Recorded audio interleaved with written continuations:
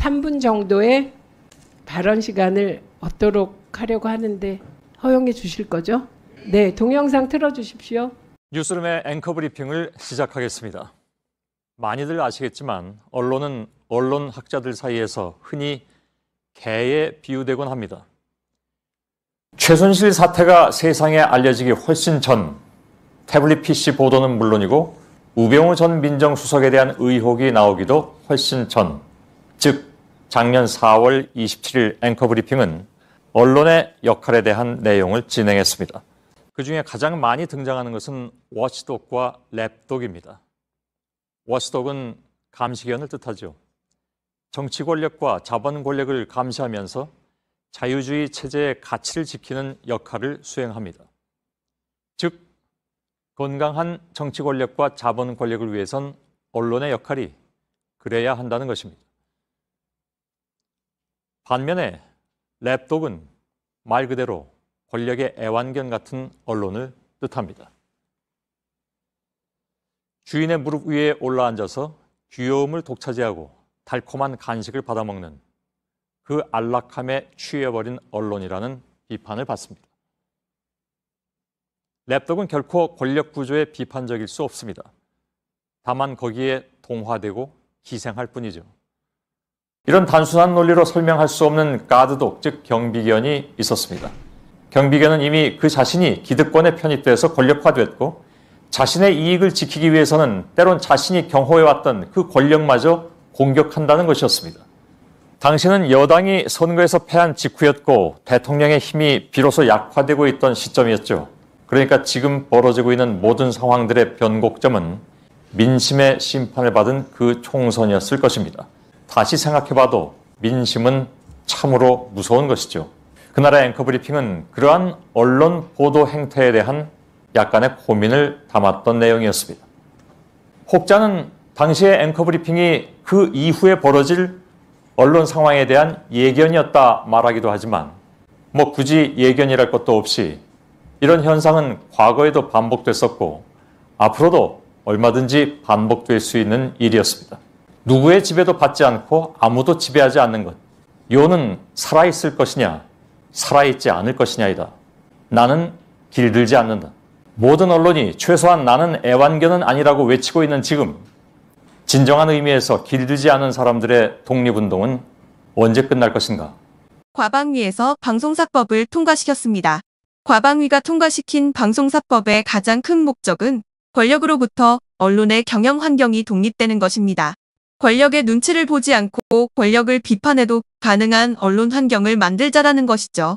국민의힘에서는 민주당이 언론을 길들이려 하고 장악하려고 이런 법안을 준비했다라고 말합니다. 그러면서 어떤 내용이 더불어민주당에게 언론 장악을 가능하게 하는가? 이런 이야기는 조금도 하지 않죠. 국민의힘이 우려하는 것은 자신들이 언론을 장악하지 못하고 자신들의 행태가 언론에 의해서 까발려질까봐 그러면서도 속수무책으로 당해야 하는 그런 현실이 만들어질까? 언론사법을 반대하는 것이죠. 이에 이정현 의원의 발언은 언론의 중요성을 일깨우고 있습니다. 서울 광진갑의 국회의원 이정헌입니다. 윤석열 정부의 오만한 권력에 대해 강력히 경고합니다. 나는 신문 없는 정부보다 차라리 정부 없는 신문을 택하겠다. 언론 없는 정부보다는 정부 없는 언론을 택하겠다던 토마스 제퍼슨의 그 유명한 말은 이 워치독 신봉론의 금과 옥조가 됐고 민주주의의 성공을 위해서 언론 자유가 얼마나 중요한지 230여 년 전 미국 건국의 아버지는 알고 있었습니다. 언론은 국가 권력의 오작동을 견제할 수 있는 최후의 보루입니다. 그러나 현재 대한민국엔 정부도 언론 자유도 없습니다. 우리는 법치를 외치던 대통령에 의해 권력 분립이라는 헌법 가치가 무너지는 비극을 보고 있습니다. 민주주의 국가에선 언론을 행정부, 사법부, 입법부에 이어 제4부로 부릅니다. 그런데 지금 대한민국 민주주의를 지탱하는 모든 기둥이 위태롭습니다. 윤석열 정부는 언론을 장악하고 통제하고 있습니다. 그리고 그 책임을 묻겠다는 국회를 무시하고 있습니다. 국민 여러분, 그리고 언론인 여러분, 오늘 텅 비어있는 저 자리들을 기억하고 기록해 두시기 바랍니다. 우리는 이 현장을 대한민국 민주주의가 뒷걸음치고 있다는 또 하나의 증거로 남겨야만 합니다. 윤석열 정부의 언론 장악, 국정조사를 추진하겠습니다. 퇴보하는 민주주의를 방관하면 그 청구서는 반드시 국민에게 돌아갑니다. 이것만큼은 기필코 막아야 합니다. 언론 장악, 국정조사 실시로 윤석열 정부의 언론 장악의 위법성과 무도함을 바로잡아 나갈 것입니다. 7월 임시국회에서 반드시 추진하겠습니다. 권력은 영원하지 않습니다. 국민 위에 군림하려는 권력, 국민을 우습게 하는 권력은 절대 성공할 수 없습니다. 한상혁 방통위원장 해임을 시작으로 류희림 방심위의 비상식적인 심의 남발까지 이 정부는 집권 25개월 동안 일사천리로 언론 장악 프로젝트를 가동하고 있습니다. 국정조사로 낱낱이 밝혀야 합니다. 마지막으로 오늘도 상임위 회의에 참석하지 않고 민의를 대변하는 국회를 존중하지 않는 여당 의원들에 대해 강한 유감을 표합니다. 방송사법 관련한 입법청문회가 예정되어 있습니다.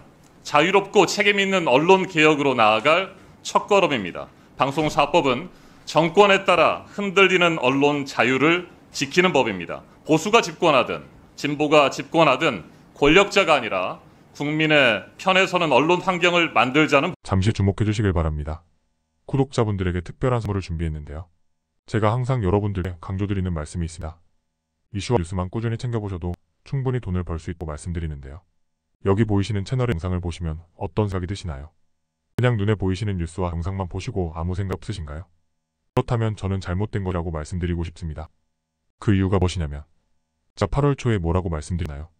지금은 바이오에 관심을 가져야 한다고 뉴스만 보고 넘기지 마시고 투자를 직접적으로 생각해봐야 한다고 말씀드렸는데요. 이런 썸네일들과 영상을 통해서 충분히 독자님들께도 전달이 되셨을 겁니다. 이런 바이오 이슈가 되었을 때 부자는 어떻게 생각할까요? 바이오 관련주는 무엇이 있는지 어떤 종목이 가장 좋을지 어디에 투자해야 돈이 몰릴 수 있는지 자연스럽게 생각한다고 말씀드렸습니다. 지난번에 구독자분들과 함께하는 주식으로 수익 내기를 진행했었는데 100% 무료로 진행을 했고 사진을 보시면 아시겠지만 구독이라는 문자 메시지를 남겨주신 모든 시청자분들께 이렇게 바이오 관련주 중에 가장 급등할 확률이 높은 딱 한 종목을 드렸습니다. 8월 13일에 우정바이오를 추천드렸습니다. 여기 나와 있는 사진을 보시면 정확히 얼마에 매수하고 어떤 종목을 사는지 어느 지점에 팔아야 하는지 이런 부분들까지 여러분들에게 정확히 알려드렸는데요. 실제로 많은 분들께서 수익을 보셨습니다. 오른쪽을 보시면 아시겠지만 8월 13일에 우정바이오를 소개해드리고 나 실제로 질이 지나지 않고 이렇게 주가 상한가가 되었습니다. 당시에도 굉장히 많은 분들이 제가 드린 이 종목으로 수익을 내셨습니다. 지난번과 똑같이 구독이라는 문자를 보내주시면 이번에 이슈가 되고 있는 주식 중에 앞으로 대장주의 구실을 하면서 주가가 가장 크게 상승할 한 종목을 시청자분들에게 문자로 종목명과 사고자 하는 시점을 또 알려드리겠습니다. 이 영상을 보시고 계신 시청자분들 중에 종목이 궁금하다 하시는 분들은 남녀도 시간대 상관없이 이렇게 상단에 번호를 항상 남겨놓고 있습니다. 전화번호 010-5638-2209 똑같이 무료 급등 주식 문자를 보내드리겠습니다. 돈을 받는 것도 아니고 투자를 대신해드리는 것도 아니고 부담없이 구독 문자 보내주시면 되십니다. 수익 나신다면 구독과 좋아요 한 번씩 부탁드립니다.